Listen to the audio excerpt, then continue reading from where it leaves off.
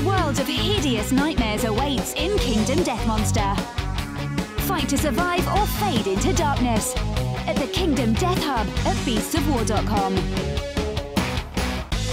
Fight for the Iron Kingdoms as a warcaster. Take control of the mighty jacks, arcane devices, and dark sorceries to bring the fight to the War Machine Hub on beastsofwar.com.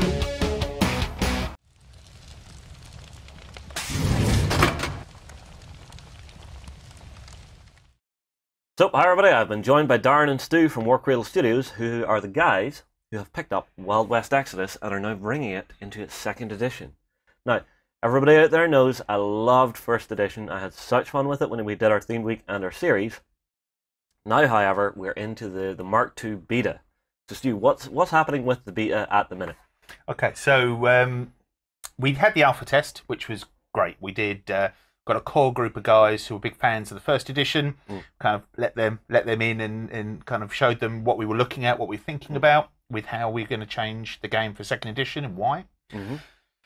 Darren then spearheaded with his own little group of desperados. Yeah, same again. Local players that got me into Wild West Exodus, funnily enough. We formed a group, got hold of the core mechanics and gave it a solid thrashing. That was kind of like 3 or 4 weeks of absolute hardcore playing, but it was really cool, and obviously it's ended up with a pretty solid core system out of that. Yeah. Well, you see, this is the thing. You've completely rebuilt the engine, essentially, on this game. You know, from the ground up. You still have that original DNA in there, that feel and flavour of the world, but it plays so differently now. It's a lot faster from what I've seen, because me and Darren, we've had our demo game. If you haven't seen it, go check it out. Yes. It was quite brutal. Yeah, definitely. You know, it was interesting, because you could see that's a very quick game to pick up. So, I mean, like, turn 1, I think it was, okay, here's the basics. And then I think by, like, turn 3, it was just like, stop playing tactically, I'm not there yet. Yeah, I mean, I find that you shouldn't really have to look at the rulebook too much when you're playing your games. And I think the mechanism as it stands, once you got that basics under your belt, it just plays. It's fantastic. Yeah, well, I mean, like, everything's really well baked into the rule system, which is good. Because, I mean, like, you've taken Mark 1, there was a lot of individual special rules all over the place. Individual weapons, individual rule for you, individual rule for you. You're sort of condensing that into a very nice set of universal special rules. Because That's right. It's the same effect under the same name, even though it's maybe an alien space gun that's doing it versus an RJ rifle that's blasting you to hell. Yeah, I mean, look, there is... What we didn't want to do is we didn't want to reduce the game down so that it was so basic and so that all the guns kind of felt the same. I think they should feel different. Yeah, but there's a cleanliness to having... I mean, like, the guns can have different weapon profiles, but so long as those special rules are under, like, an umbrella name that everybody can understand, you're not looking at it going, oh, what's that rule do again? I don't know, I'll have to check the rulebook. You know, it very quickly builds into the player. They know what's going on. There's very little confusion, which I like. Now, first things first. It's in beta, and people are going to be fit to lay their hands on the rulebook now because it's in open beta. So where are they going to go to actually do this? Yeah, so we want to, with the beta test, it was really important that we made it as open and inclusive as possible. There's loads of great hobbyists out there. There's loads of people that have played, like you, Justin, have played pretty much every game that's going, and probably has an opinion on every game that's going. Yeah. So we want people like you, as well as the casual gamers, as well as people that they like the Wild West, or they've seen some kind of cool things about the miniatures and think, oh, I'd like to explore that more. We want as many different people as possible with as many different interests and styles as possible to give us feedback on the game. So because of that, we needed to have a really simple, straightforward place for them to jump on board, get all the resources they needed to play the game, because there are some cards and the rules themselves and some other bits and pieces, and then get playing. And then once they've played, tell us what they liked and what they didn't like, and what they thought would be really cool and what they didn't quite understand, and everything else in between. Yeah, well, you see, this is the thing. There's such a breadth of different styles and types of gamers out there, because you'll have your people who are coming in, they've never played a war game before, never even seen a world like this before. They're looking at it going, oh my god, this is so amazing. Everything's bright-eyed and just lovely. Then you're going to have your veteran gamers, hardcore, salty players who are just going to aim to break your system. Oh, we love those kind of people, though. That's great. You're then going to have your narrative gamers who want to tell a beautiful story, and then you're going to have your terrain builders who just want to create the world of Wild West Exodus. And that's the thing. It's called Wild West Exodus, but it doesn't have to be in the desert. I want to stress that now. You could fight in the mountains of Montana if you like. You know, the main game is still set mainly in America, yeah? Yes. And well, all right. Let's get on to the key bit. people have to be able to engage with it. Yep. Where are they going to go to engage? So if they go to the Wild West Exodus website, okay, by magic. Yeah, as if by magic. So www.wildwestexodus.com.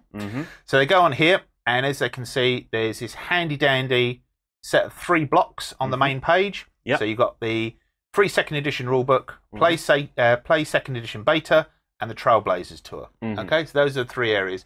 So to jump on board with the beta, you would literally just click that, and that will take you to the beta. Okay. Now it's not very pretty, but it does exactly what you need it to do. So it's got all of the different resources. So you've got the beta rules, action cards, adventure cards, which you've had an experience of. Yeah, during the beta demo game that I played, it was such a nice change because it really introduced some narrative stuff. So your adventure deck was really cool because you had like 2 ways to use it. You had your guts and your glory. So if you went for your guts, you could like push your forces harder, but if you went for your glory, you were earning extra victory points. I thought that added a really nice mechanic to it. Your actual action card deck also changes up the way you activate in the game, because there are some games where it's just I go, you go, I go, you go. The way you're able to actually flip that around and actually sort of cheat the system a little bit is really, really good. It gives me a sense that I have a little bit more control over the destiny of my miniatures.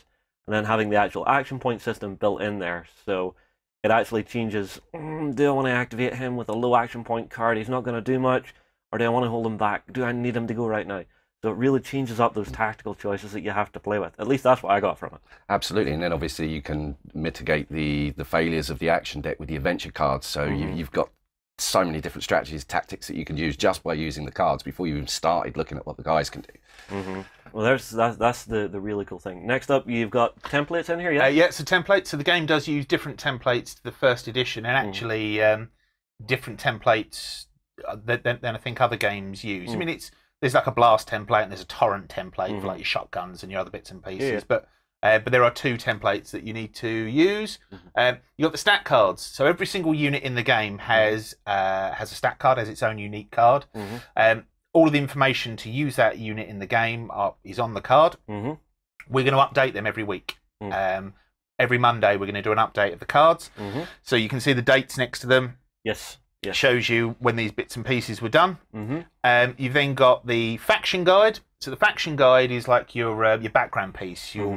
Gives you some background on the factions. It also gives you your army building rules and some other, and like an armory and some other bits and pieces. So it's quite useful. And then base templates. There's a couple of new bases in the game. Right. So again, we're giving people some sizes. We're going to be bringing the bases out, but if people wanted to kind of proxy up their own bases, just see what it looks like, no problem there. Yes, you can, because I mean, like whenever you're playing the game, whenever you're going for like combat and stuff and measuring your distance, it does all seem to be base to base work. Yeah, it is. So even if you had like take the base templates, trim them out, put them on some card, and then actually blue tack that onto a miniature so you can lift and shift it about a little bit for your proxy, and you can actually get the feel and flavor for what a unit's going to do. Definitely.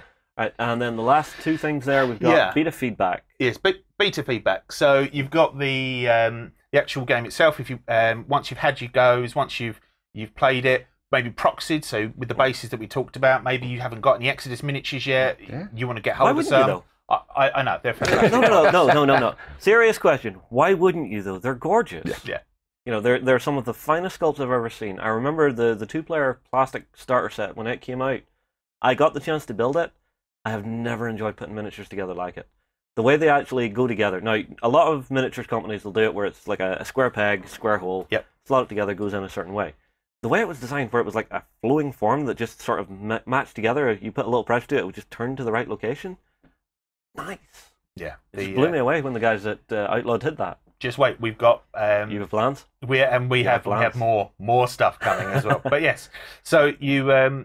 So with your Exodus miniatures, and obviously you can use everything in 1st edition, you can use in 2nd edition. So all of the existing miniatures we have available, you can use all of those to play, not just the beta, but for the final version of the game. But also if you wanted to proxy some stuff, well, you've got the rules for the miniatures, you've got the base templates and things, so you can...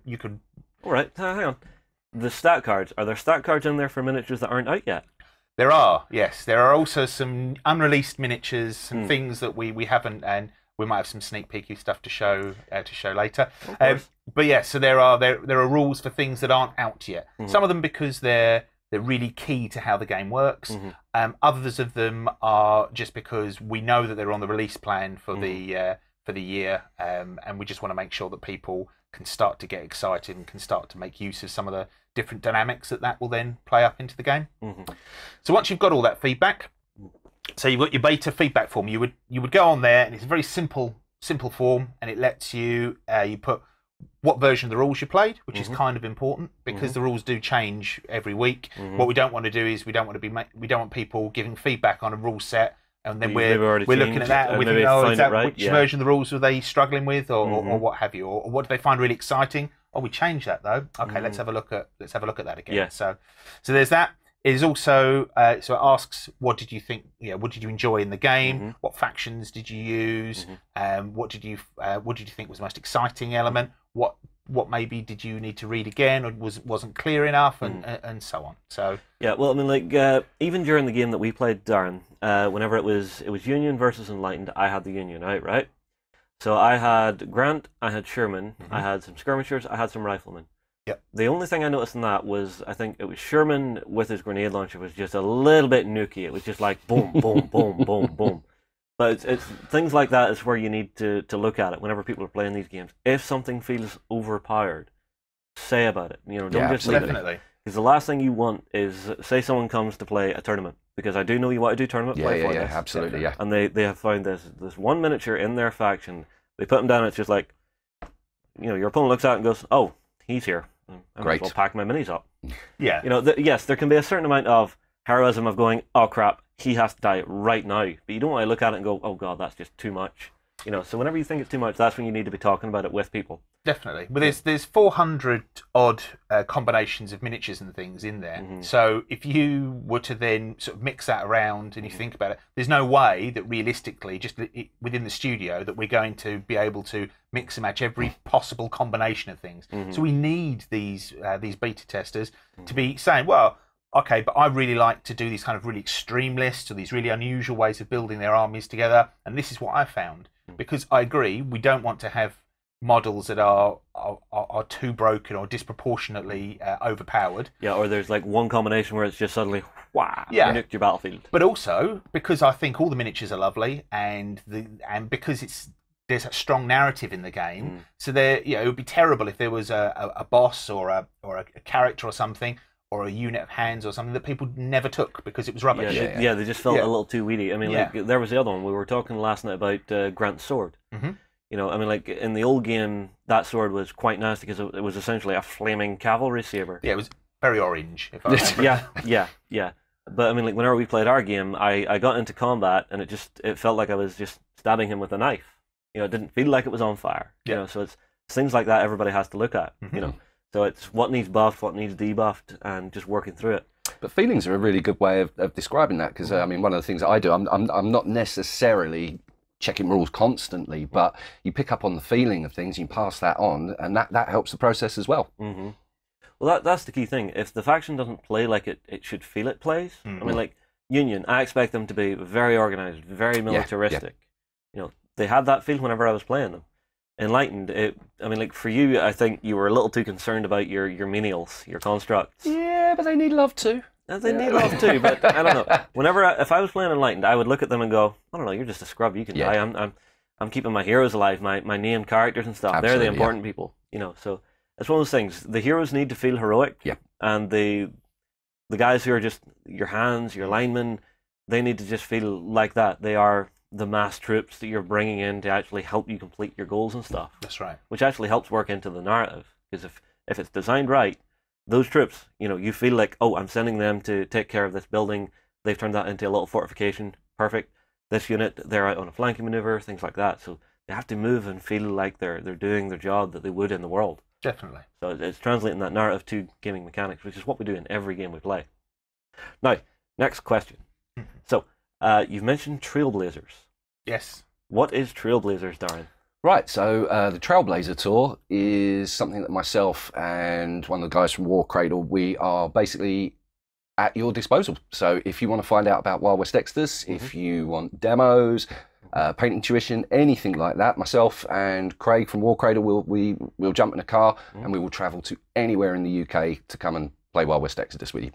All right, so what, stores, clubs? Absolutely. You know, So if you've got a store, if you've got a store, we'll come and run the demo day for you.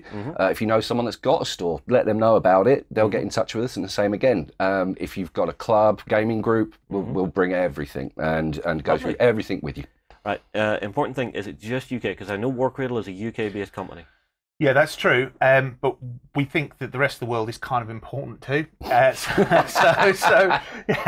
So what we're doing is we're hooking up with key kind of community guys and girls all over the world. So Australia, America, and so on, other parts of Europe. And we're trying to make sure that they have all the resources that they need, and that they're kind of within the circle that they can roll out and run the trailblazers in those places as well. Because we don't. It'd be great, you know, with all the stores getting all the love here in the UK, and that's really important. Yeah. But you know what?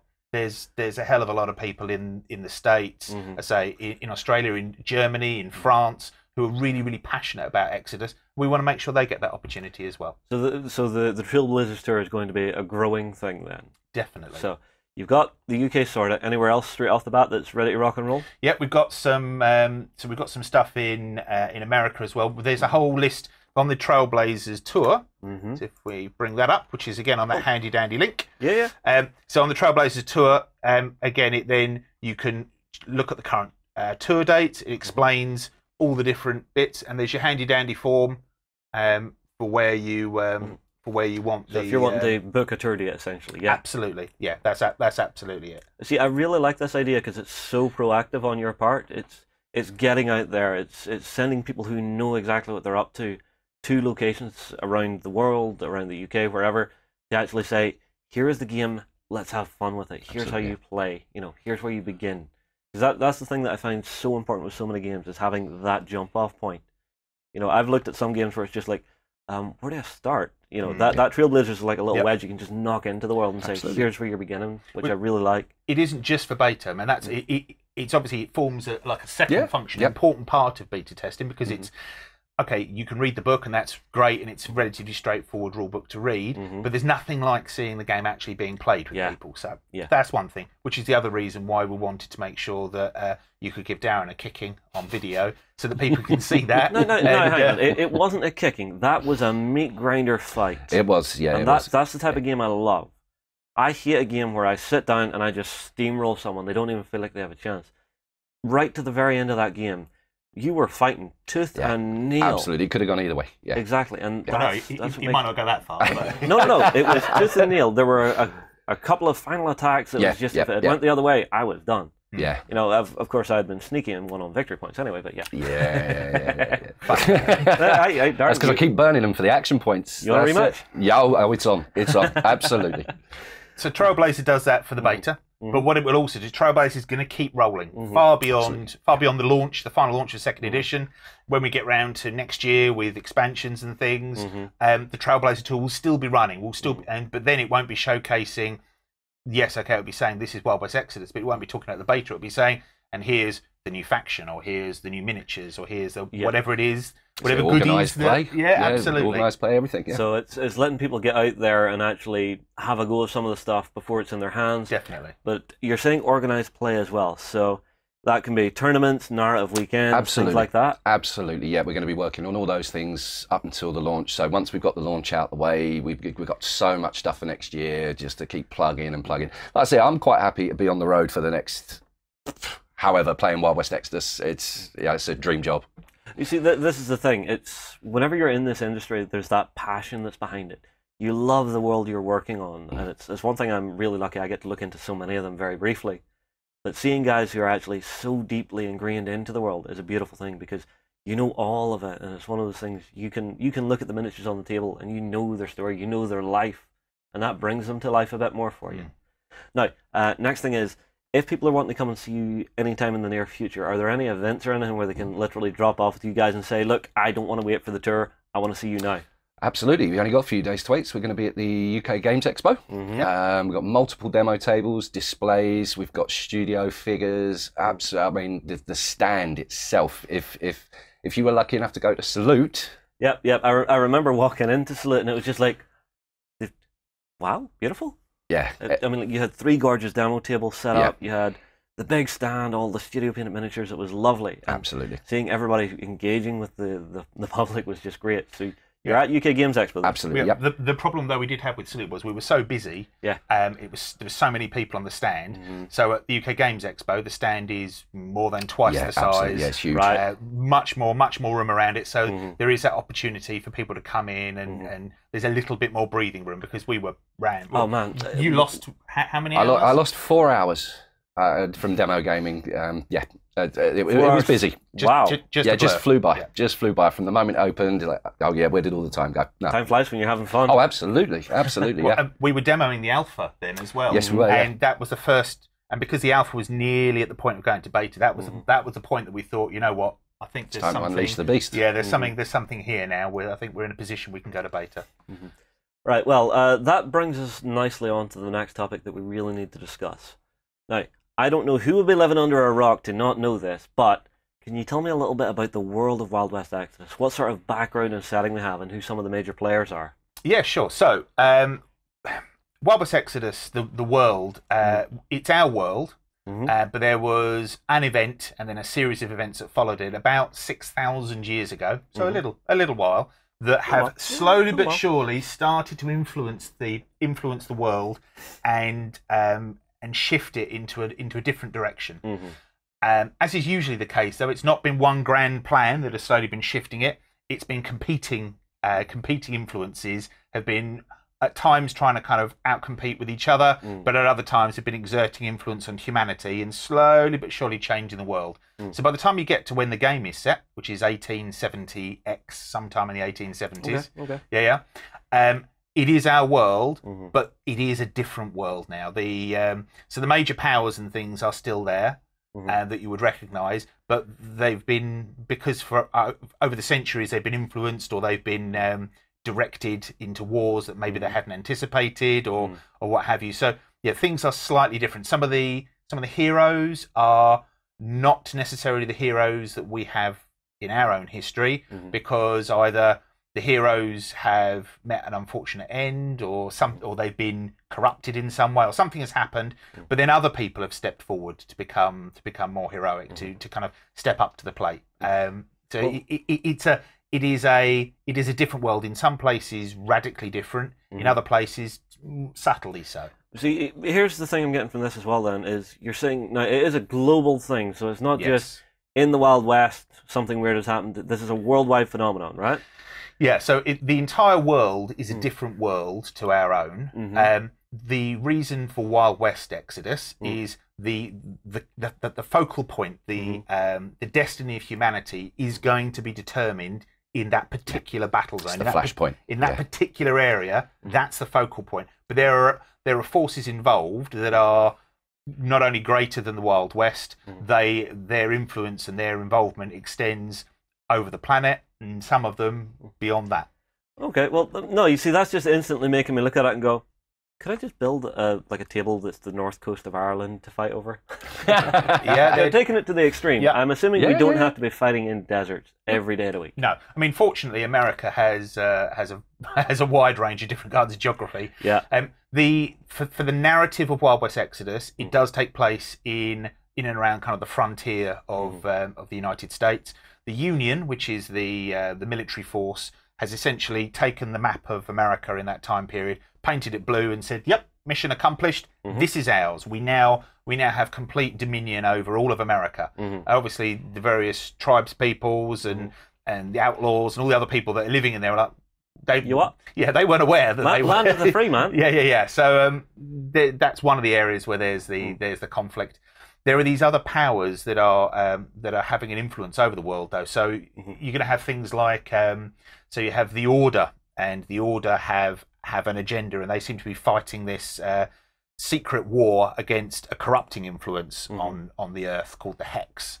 So those two diametrically opposed forces are at war with each other, but it's not an open outright war yet, but it is a moment, it is a major engagement away from exploding and then devastation reigns.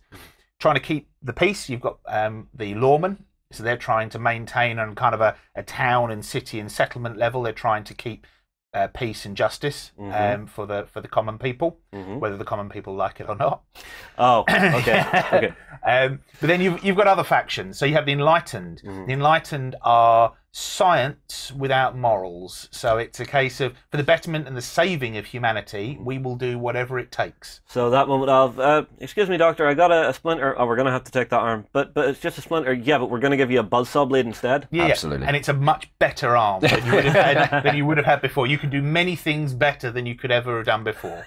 Yeah, so there are these different factions that have, I mentioned influences beyond the Earth. There are the Watchers as well, the Watchers had a plan for humanity, but because of the influence of the Order, because of the influence of the Hex and others, things aren't unfolding as they should have done. So the Watchers have now arrived with a small force to correct that oversight. Now, is this a correction with extreme prejudice, perhaps? It depends on the Watcher. So, again, one of the key things about Wild West Exodus is you have different bosses, so different leaders within each faction, and each one of them has a different view as to how they should be achieving whatever their faction's goals are. So you have the Cerulean, for example, in the Watchers, and because they shapeshift and they look like us, but it's a form of telepathy. So the other Watchers are slightly distrustful of the Cerulean in their opinions because they think that they've spent too much time being like humans, so that when the Cerulean are saying, "No, these guys are okay. We shouldn't be wiping them out. We should be helping them." Yeah. The other Watchers are like, "Do you really think that? Why do you think that? That's what's your mental strange. Process here? That's a weird way of looking at it. So yeah, there is that, but it's the same in the when I mentioned about the arrogance of the Union, this whole map being blue. That's fine, but there are different bosses within it. So Tesla, for example, he doesn't really care about grabbing land. It's more about building the engines and things to prevent there being another war. So he's actually a peacemaker, but his way of doing peace is making lots of stompy robots and lightning and ensuring that there is no war going forward. This works for me. This seems like a solid plan. Whereas Grant, your boy Grant, with his mighty sword, after being hideously burned in an accident, Grant is now just a vessel of vengeance. He has utter hatred. His family are all dead. His utter hatred in his heart is now as blackened and charred as his skin. And he wears the mask, and he has absolutely no tolerance for any weakness of any kind whatsoever. So again, he plays, and in the game then he plays very differently to somebody like Custer, who is very much about he's kind of the hero kind of guy. He is onward to glory and victory, chaps. It's all about me, says Custer. Well, he kind of doesn't, but obviously if he looks great, then surely his men look great when they're following him into battle. Well, yeah, whenever they're climbing out of the trenches, battered, bloody, missing an arm here and there. Yeah, if they climb out at all, but that's fine. He can raise a drink to them in the mess afterwards. Yeah, everything went exactly as planned. Yeah, it's I all expected fine. Those losses. Yeah, so again, each boss brings a very, very different feel to the factions, and each of the factions has a very different and very distinct reason for being in that world. Yeah, so the factions have been reshaped a bit from Gen 1 then. Yes. So everybody seems to have a very clear idea of what they're up to, but can the beta testers help actually shape and shift the world along those lines as well whenever they're feeding back to you? Definitely. I mean, look, there's some of the feedback that we've had so far was, oh, my favourite faction, whatever that might be, doesn't seem to be the same as it used to be, or why is this now not this, or why is it being called this? So absolutely, we're open to having that conversation. Usually, I mean, nothing's been done on a whim. So usually there's a very, very good reason why certain things have been done in a particular way. So part of that conversation might even be just us maybe explaining ourselves a little better. And so by asking those questions through the beta, what it means is that we will be clearer as to why that particular faction is that way, or why that... see, people don't realise, for example, the Watchers are the good guys. Yeah, absolutely. What? Well, you see, just because they're giant slathering kind of monsters and things... Yeah, big killing monster, bird. Yeah, well, you might think that, but they aren't necessarily the ones you need to be worrying for. It's the old man with the kind of the red glint in his eye that's kind of looking at you and looks like an old man, but is he an old man? The evil comes in many shapes and forms in Exodus, and actually you're safer with things that look evil than things that look harmless in this world. Well, this is the thing. I suppose you have the warrior nation as well, who are fighting a very different kind of war. Love the warrior nation. So the Werebears and werewolves. Oh, yeah. Absolutely. Warrior nation are being directed by the Great Spirit, mm-hmm. but the warrior nation that you would see in the West, that is one part of the Great Spirit's sort of like his warrior, or its warrior nation of the earth. So you have the indigenous peoples all over the earth, and they all have a place, have a plan, or part of the plan in the Great Spirit. Unfortunately, again, because of the influence of others, and the Europeans turning up in places that they shouldn't be. Oh, look, there's land over there. We can use that. That's perfect. The fabric, the organisation of the earth isn't as the Great Spirit had intended. And now you have aliens invading, you have kind of hell creatures coming out of the earth, you have all sorts of weird and wonderful things going on. The earth isn't as well defended as the Great Spirit had intended it to be. So what you will see in Exodus is the Great Spirit is now adjusting plans, and it's empowering those tribal warriors to actually fight back on a level. Yes, but also bringing them reinforcements. So raising an army. Oh. Okay, so there's a sneak peek of the future, I'm guessing. There are reinforcements coming that may not be coming from what you would traditionally think of as the warrior nation. Ah. Watch this space. What's the space? All right, so if this is we're moving on to chatting about the future, let's actually just go for it. So what is the plan for the future of Wild West Exodus? I'm just going to put you on the spot and see what you're going to put out there. Well, what we want to do is, through the beta testing, through the feedback from players, through the, really the influence that they're going to have on us, we can then shape and make a really great core game, a set of rules that lets people play all these massive, fantastical games, as well as some of the smaller scale stuff. I mean, the great thing about the beta, and hopefully the eventual game with the way it's shaping, is that you could actually play with just bosses. So if you wanted to take the five of the bosses from the Union, so if you wanted to have Custer, if you wanted to have Lincoln, if you wanted to have Willa Shaw, if you wanted to have Tesla, if you wanted to have all of these people, Grant, all together, almost like kind of a Union Avengers type thing, all of them with their own particular... I mean, they are the most powerful in their particular fields. Yeah. And you just and that's your army on the table, and your opponent is going, well, I'm going to have Pancho Villa and his golden army, his Mexican revolutionaries, and because they've got this plan, they've been given a prophecy and they're trying to seize that, and I'm going to take dozens and dozens and dozens of these kind of Mexican revolutionaries and things who are like absolutely desperate for a better life, and they're kind of waging in. There's your game. So hang on, you're saying one lineup of heroes versus an army. Yep. The desperate last stand. Absolutely.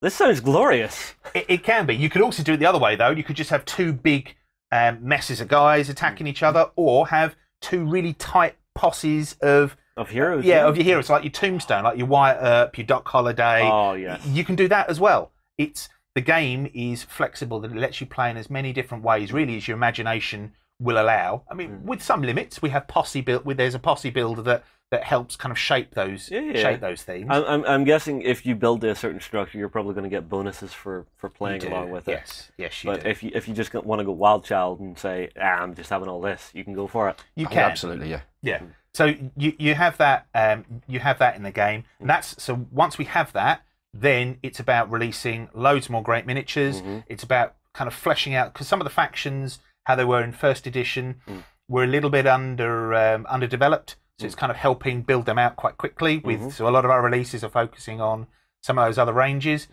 but it's also playing with ideas. So because it's so narrative, the game, really rich background, it's playing around with that. So we have, I don't know if you've got the images of. Oh yeah, you sent some through. Yeah. So if you bring up, so for example, here's one of the forthcoming bosses. So it's artwork. So this is Annabelle Hamilton. So she is a boss for the Enlightened. However, she's also a Confederate, or she has Confederate sympathies. So her twin brother is Ben Hamilton, who is Stonewall Jackson's right-hand man in his force. I see. So she, the great thing about it, as I mentioned, the bosses have different ideas on things. So sometimes, the Confederates as a theme rather than as a faction, but as a theme. You have different people. So the Civil War is long over, but you have different bosses from different factions have very clear ideas on how they're going to bring the South back, or restart the Civil War, or maybe even not do the Civil War again, but somehow strike back at the Union. Yeah, seize power in some kind of way. So Quantrill, William Quantrill, is much more about he just wants revenge and he's just trying to make the Union hurt in as many ways as possible. Jackson, Stonewall Jackson, he believes, though his tactics have changed, he believes that actually a military victory is possible, and it's a long war, and it's a guerrilla war now, but he's waging this long war. Hamilton is very different. So she believes, because she's from the Southern aristocracy, she believes that through science, through embracing the ideals of the Enlightened, a technological advantage can be seized, and the South shall literally rise again. Oh, so as in zombie. Kind of. Let's see some of the others in her posse. All right. So these are heroes and henchmen, then, yeah. Yeah. So these are all heroes. So you have Bill Anderson, with his like Swiss Army blades that come flicking out for various. Quite stabby, quite pointy. Yeah. So he's again he's been restored many times and is now. You see, he's quite interesting. So he was a mass murderer. I suppose in the modern day we would call him a serial killer. Fortunately, there was a civil war going on, so he could actually be snicking his way through people that kind of the voices told him were looking at him funny. And as long as they were wearing a Union shirt, he was a hero. Okay. So, but unfortunately, being restored by enlightened science one too many times has left him a little unhinged. Okay. You see, I like that the darkness is still in the world, because that's something that WWX really, really had, was a nice darkness to it that just... It's really dark. It can scare the hell out of you at times. I remember reading some of the old stories and it was just, okay, I need to put that down for a couple of days, which is, it's nice to have a storyline that can do that for you. And then, who do we have next here? Yeah. So this is Donovan. He is, when he's not holding those big kind of electro batons, he is actually a manservant on the in the grounds for Annabelle Hamilton. So he would, in the morning, he might be bringing her the paper or the or her breakfast or whatever on a tray. Yeah, the severed heads of her enemies. Yeah. But then when it comes to them needing to get down to business, he's more than capable. He's been augmented by Hamilton several times, so he's more than capable of looking after her and keeping her nice and safe. And then next in the lineup, I believe, is this more of a Confederate fella? Yeah, well, they're all Confederates. This is Mackay. He's actually a kind of a decorated Confederate officer. What he does, he acts as a liaison between, because Hamilton's quite happy doing her own thing in her on her estate and what have you. She doesn't really have much in common with the dirty soldiers out fighting the wars, and certainly not hiding in caves and plotting revenge like Stonewall Jackson. So that's what she uses Mackay for. Mackay is her in between, her liaison with the rest of the Confederate rebels.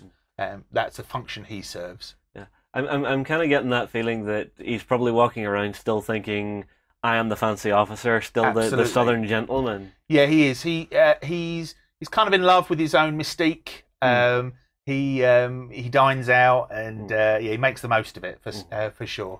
Well, why not? So lastly, we have a bruiser of a character. Yeah. This beastie. So this is Unger. Unger is he's a construct. He's actually a creation technically. So he is an example of what enlightened science can do. So he was a Confederate soldier at some point. It doesn't really matter now. He will continue to serve Hamilton until he is tiny chunks of flesh. You'd have to get hit by a tank to basically stop him keep trying to crush her enemies. He's the perfect servant, really. You just give him a single simple instruction, and off he trots. Yes. So, Unger, you see that building over there? Yeah, it's blocking my light. Please go crush. That's too complicated. Really? It would be more like Unger, crush, and off he goes. All right. Okay.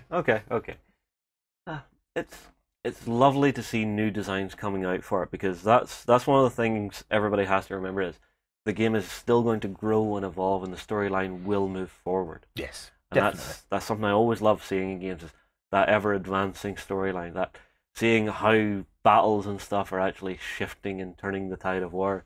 So that Union map just might get a couple of little dots of red in it here and there, just whenever Stonewall Jackson goes off on one. We see, but again, because we're playing with the narrative of it, so what you'll have is, even if he did get a victory, would people ever hear about it? Very good point. Very good point. But the other thing is, you can actually take and tell the stories you want to within the world, because that's what games are, windows into these worlds. Definitely. Like the next game I'm actually wanting to play against you is I want to actually play the Retreat of Carpathian. Yeah, that'd be awesome. I want to actually see what it would look like if we moved to a new location in the world, and it's Carpathian maybe retreating back through the countryside to his manor house while he's being chased down by Grant. And so you can have those games that are sort of linked, because you can tell the narrative of where you're building your tables and stuff, which is going to be really cool. Well, what we want to do is, so in addition to the rules, in addition to the models and things, we have a graphic novel on the way. We have novels on the way. We have short stories on the blog, just, again, giving little vignettes for the...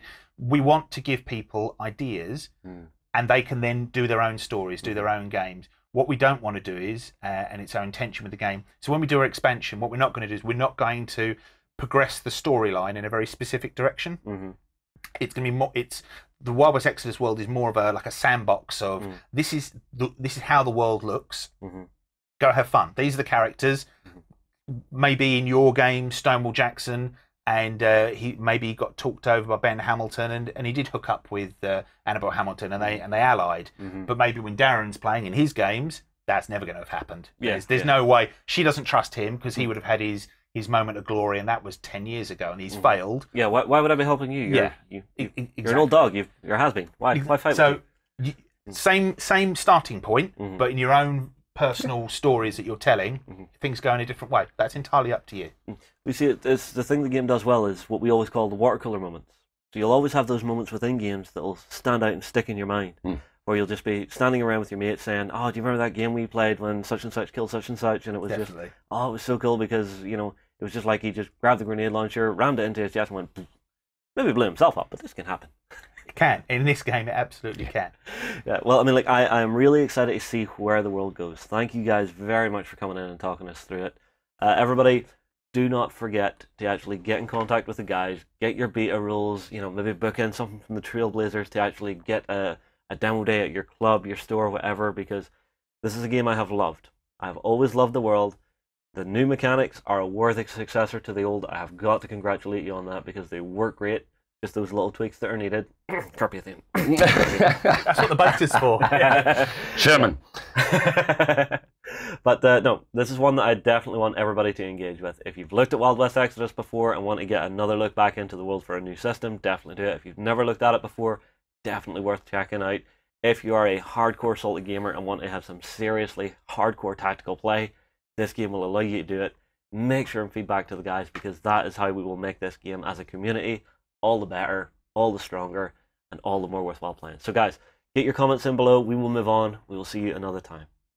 Go ahead and check out our other content on screen now, and be sure to check out beastsofwar.com for the latest gaming news and gaming let's plays. And while you're at it, why not hit subscribe and remember to ding our dong. Go on, you know you want to click it. Go on.